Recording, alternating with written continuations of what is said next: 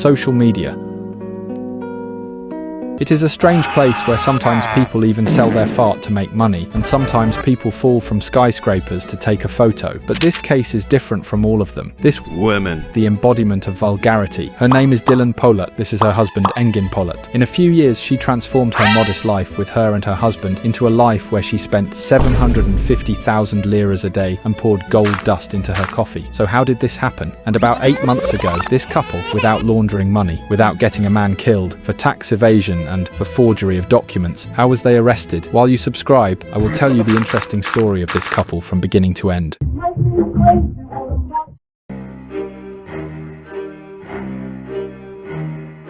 Dilan Polat, born in 1990, had a tragic but money-filled childhood. She is the second child of a family of 3 children. Her father is Rifat Doğu and her mother is Nihal Ayran. Both her mother and father are wealthy. With his sister Sila and brother Kan, they came to an age swimming in money. But one night, Polat's life changed radically. His father, who he later said did not behave normally because of the tumor in his brain, killed his mother in front of Dilan's eyes. She was left without a mother and a father. O gece bizim evimiz mühürlendi ve biz hiç bir çorap bile almadan o evden uzaklaştık. The siblings went to live with their aunt, but their father did not stay in prison for long. He was released with a report of mental illness. He took his children away. Ben belli bir süre sonra yapamayıp kaçtım yanından.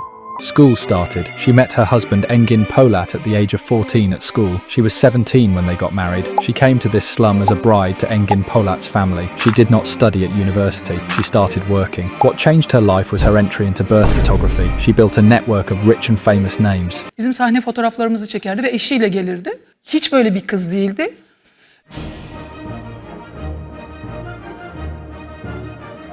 They moved from a slum to an apartment block, but the work was not going to end there. Together with her husband Engin, who was engaged in the exterior cladding business until that day, they turned their father's house into a beauty centre. In 2017, the cycle turned. They started to open beauty centres one after another. Their rapid enrichment was suspicious. Moreover, Dilan Polat loved to show the luxury she had. Every video she shares goes viral. Her life was making the mouths of those who wanted wealth in a short time water. After the images taken with the plane that her husband said she bought, the source of her money began to be questioned. He exaggerated even more as he did not press back. Gerçekten mi?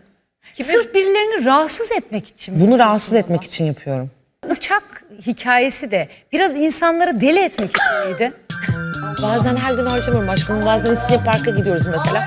750 bin lira harcıyorum. A simple calculation showed that a person spending 750,000 liras a day had to pay a lot of tax. He was now under the surveillance of the tax office. At first, it was just an allegation of tax evasion due to false invoices. Dilan Polat immediately tried to be the dominant party. Herkes denetleniyor, siz rahat olun.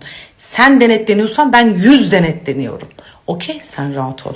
The tax authorities were not convinced, and the suspicion that they had evaded tax by pretending to have purchased goods or services was justified, but this was the tip of the iceberg. Just then, the allegations of a name known to the public were on the agenda. Engin Polat'la Dilan Polat ne iş yapıyor biliyor musun Herif Bey? Gidin Ak Merkez'de İstanbul Mali Şube Müdürü Zafer Aktaş, namus sahibiysen mail order yapıyor kuyumculuk üzerine.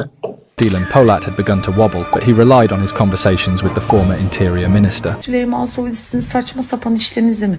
Ya Allah başımızdan eksik etmesin. Öyle de güzel ilgilenildi ki. Bir günde buldu. Bir gün kız 3 saat. Meanwhile, tax experts were stunned by the size of the money going into companies and personal accounts. They handed the matter over to MASAC, the Financial Crimes Investigation Board. MASAC examined 16 companies owned by the Polat couple with branches in 46 provinces and prepared a preliminary report. The report said that the couple's fortune had been acquired with proceeds from crime. This means money laundering. First, the couple's assets were seized, then the assets of those around them. 3 yıldır görüşmüyorum ben. Lütfen acil bir şekilde incelensin beni.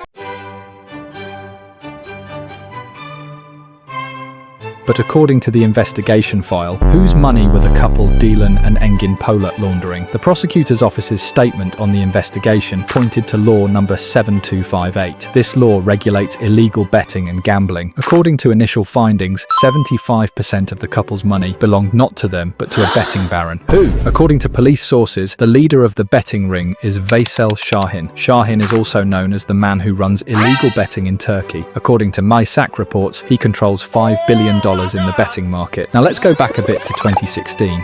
İngiltere ve Kıbrıs üzerinden Türkiye'de yasa dışı kumar ve bahis oynattığı tespit edilen şebekeye eş zamanlı baskın yaptı. But Veysel Şahin, who ran the ring, was not in Turkey. A year later, in July 2017, a surprise occurred. Şahin, who was wanted everywhere, had come to Turkey by private plane to visit relatives, knowing that he would be caught. He was detained at the airport. He was interrogated. In his statement, he said, "I am a businessman. My monthly income is $200,000. I have nothing to do with betting," but he was arrested. He had allegedly received assurances of release from his contacts in the police. A legal scandal that followed, lasting 4 hours, was to reinforce suspicions. At 5:01 p.m. on March 2nd, 2018, just after the end of working hours, the judge made a bizarre decision to release Şahin, who was sentenced to 14 years and 10 months in prison. The decision stirred the courthouse. The prosecutor's opinion was not taken. A record was taken. The court committee returned to the courthouse. The verdict was overturned. According to the police, Veysel Şahin was laundering the millions he made from illegal betting by pretending to have purchased products at Dilan Polat's branches in 46 provinces. Devletini, vatanını seven,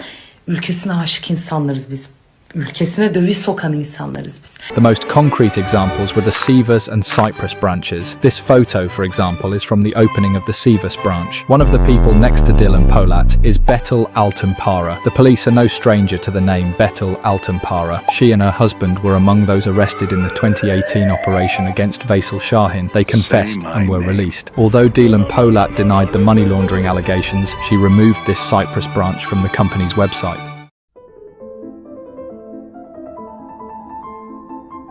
During this period, Banu Parlak's beauty centre was shot at, and it is claimed that Dilan Polat was the one who had it done. Engin Polat, who is supposedly uncomfortable or pretends to be uncomfortable with his wife sharing her whole life on social media, buys her a plane on their wedding anniversary so that she can show off a little more on social media. Yes, a plane. This is being talked about a lot on social media. People on Twitter are asking some necessary questions. Who are they? Where did they get all this money? Thus, the Polat family made a fast start to September. On September 10th, Engin explains that he did not buy the plane. It was rented. They are very afraid of being found out for lying to their followers, but they also have other things to fear. On September 21st, Dilan Polat participates in a live broadcast, unaware that she is going to the gallows with her own feet. The fact that she said many things on the broadcast, such as drinking coffee with gold dust, wearing a 200,000 lira outfit, and saying that she spends 750,000 lira a day, accelerates the process of her capture. Meanwhile, this family is under Masak's scrutiny, because while we are talking about this airplane and gold dust,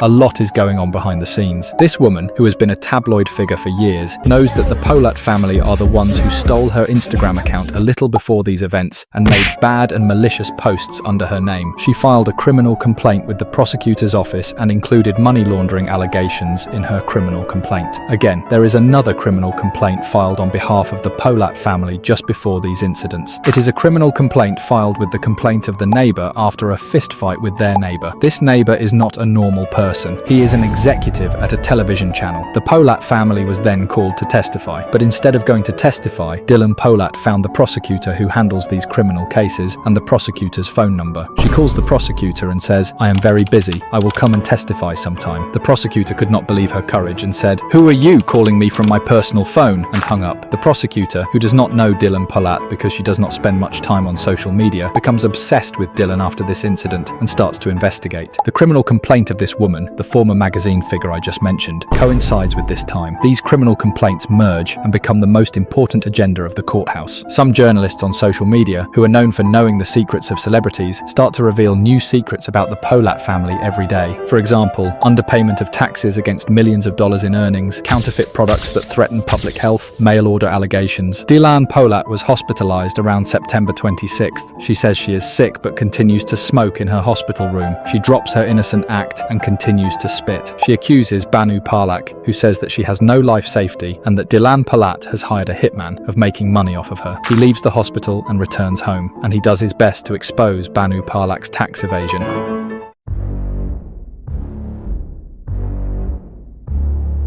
A month before they are arrested and 10 days before their property is seized, the Polat family falls silent. During this time, armed attacks are organized against some of their shops, but it is claimed that these attacks were also planned by the Polat family. The courthouse makes the massacre report available to lawyers. The report leaks to the Polat family through some lawyers. They realize the situation and prepare to flee. When their fictitious trade and fictitious companies are exposed, they realize that they don't have much time left. Rumors began to circulate that they would flee the country. Even though the chief prosecutor's office and the Minister of Justice said there was a ban on leaving the country, the police were not comfortable. According to them, the Polat couple was waiting for an opportunity to escape. Measures were taken at all addresses of the couple. 15 workplaces were searched. Digital materials, company phones and documents were seized. On the day the companies were raided, the Polat couple were also bugged. When the police confiscated the phone of one of the executives, an employee called Polat to inform him, and he instructed the employees to delete the groups completely, clean them all, but the phones were tapped. These conversations were also included in the file as evidence. The police were at the Polat couple's door on the night of October 31st. 43 addresses in 6 provinces were raided simultaneously. Normally scheduled for the morning of November 1st, the operation was brought forward because the Polat couple's change of address was discovered. The operation was conducted in secrecy. The 150 police officers who were to go on the raid were called to duty with an emergency code. All of them moved towards the given addresses at the same time. The Polat couple were taken into custody in their villa at 01:15 at night.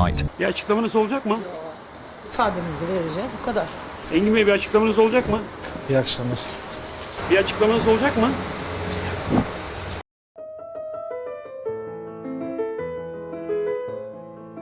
Engin Polat's request not to be handcuffed while being taken away was not accepted. The suspects were placed in separate holding cells. No contact with family members was allowed. Special teams were prepared for interrogation. The weakest links were interrogated first, because with the information that could be obtained from them, Dilan and Engin Polat would be cross-examined. Meanwhile, 14 luxury cars in the garages of the villas were loaded onto tow trucks and brought to the police station. The vehicles would remain at the police station until the end of the trial. While the couple was in custody, the operation spread to Ankara. A money transfer of 1.8 million lira was reported from the branch in Ankara. Police detained 4 suspects and brought them to Istanbul. It was time for the interrogation of Engin and Dilan Polat. They were interrogated at the same time in separate rooms. 20 pages of questions were prepared for Dilan Polat and 40 pages for Engin Polat. Dilan Polat cried during the interrogation and said that Engin Polat and the accountants took care of the money movements, not her. She was just the advertising face of the brand. She said that their monthly income was 200,000 liras and that the reason for the change of address was the children's school. She said he did not remember the 9.3 million liras in his bank account between 2017 and 2022. She explained that she asked employees to delete correspondence because she needed to hide obscene images of himself and his clients. According to police sources, they had prepared for the interrogation.